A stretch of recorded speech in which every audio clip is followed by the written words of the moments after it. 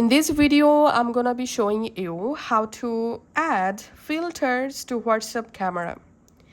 First of all, you need to update your WhatsApp app. Once updated, go to your WhatsApp, tap on this three dot and go to WhatsApp settings. In settings, tap on privacy. Under privacy settings, scroll down and here you will find allow camera effects. Use effects in the camera and video calls. Just enable this option. Tap on continue.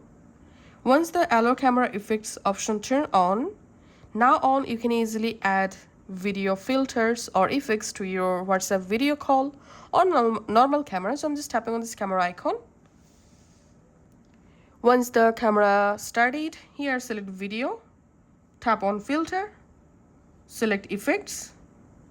And now here you get lots of effects. You can easily select any effect for your video call or normal camera. Thanks for watching.